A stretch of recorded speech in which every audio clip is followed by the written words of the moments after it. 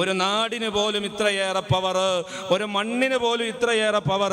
എൻ്റെ പ്രിയപ്പെട്ടവരെ, ആ ഹബീബായ മുത്തുനബി സല്ലല്ലാഹു അലൈഹി വസല്ലം തങ്ങളുടെ പവർ എത്രയാണ്, ആ മുത്തുനബിയുടെ മഹത്വം എത്രയാണ്.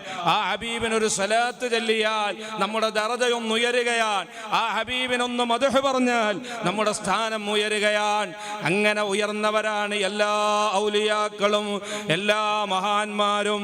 മഹാനായ ഖുത്ബുൽ ആലം സിഎം വലിയുല്ലാഹി തങ്ങളും ഉയർന്നതെങ്ങനെയാണ്? ഹബീബായ മുത്തു റസൂലുള്ളാഹി സല്ലല്ലാഹു അലൈഹി വസല്ലം തങ്ങളെ സ്നേഹിച്ചിട്ടാണ്.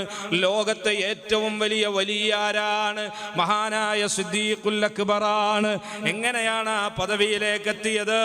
ഏറ്റവും കൂടുതൽ മുത്തുനബിയെ സ്നേഹിച്ചത് കൊണ്ടാണ്. നിങ്ങൾ നോക്കൂ, അബൂബക്കർ സിദ്ദീഖ് റളിയല്ലാഹു അൻഹുവിനെക്കാളും എത്രയോ ഇബാദത്തെടുത്ത സ്വഹാബികളില്ലേ? അബൂബക്കർ റളിയല്ലാഹു അൻഹു ദീനിലേക്ക് വരുന്നത് തന്നെ 40-നോടടുത്ത വയസ്സിലാണ്. 63-ാമത്തെ വയസ്സിൽ അവിടുന്ന് വഫാത്തായി പോയി. 22 or 23 കൊല്ലമാണ് അവിടുന്ന് ജീവിച്ചത്. അതിൽ കേവലം ഒരു 20 മറ്റോ വർഷമാണ് നിസ്കാരം കിട്ടിയത്.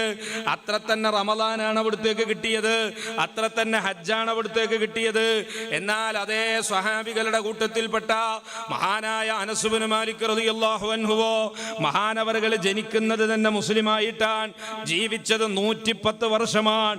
110 കൊല്ലം റമളാൻ കിട്ടി, 110 കൊല്ലം ലൈലത്തുൽ ഖദർ കിട്ടി, 110 കൊല്ലം എല്ലാ ഇബാദത്തും ചെയ്തു.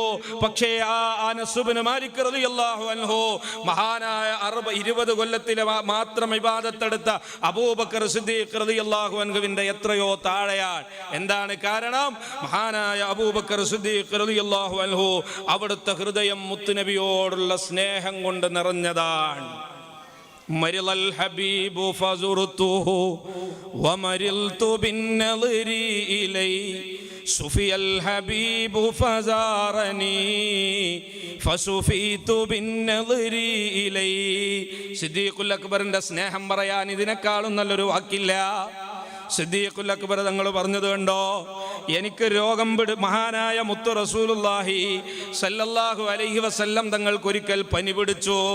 പനി പിടിച്ച് ക്ഷീണിച്ച തങ്ങളെ കാണാൻ ഞാൻ പോയി. ചെന്ന് നോക്കുമ്പോൾ ഹബീബിന് രോഗമാണ്. ആപ്പിൾ പഴം പോലെ തുടുത്ത മുത്തുനബിയുടെ കവിളിന് ക്ഷീണമാണ്. അവിടുന്ന് പനിച്ച് കിടക്കുകയാണ്. മുത്തുനബിയുടെ വിവർണമായ മുഖം കണ്ടപ്പോ എനിക്ക് പനി വന്നുപോയി. ഞാൻ എൻ്റെ വീട്ടിൽ പനിച്ച് കിടപ്പിലായി.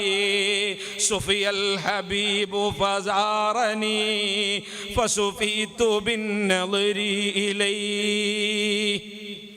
തങ്ങളെ പനിയൊക്കെ മാറി, എൻ്റെ പനി മാറുന്നില്ല. തങ്ങളെ പനി കണ്ടിട്ട് പനി പിടിച്ച എൻ്റെ പനി മാറുന്നില്ല, ഞാൻ വീട്ടിൽ കിടപ്പിലായി. അങ്ങനെ മുത്തുനബിയുടെ രോഗമൊക്കെ മാറിയിട്ട് തങ്ങൾ എന്നെ കാണാൻ വന്നു.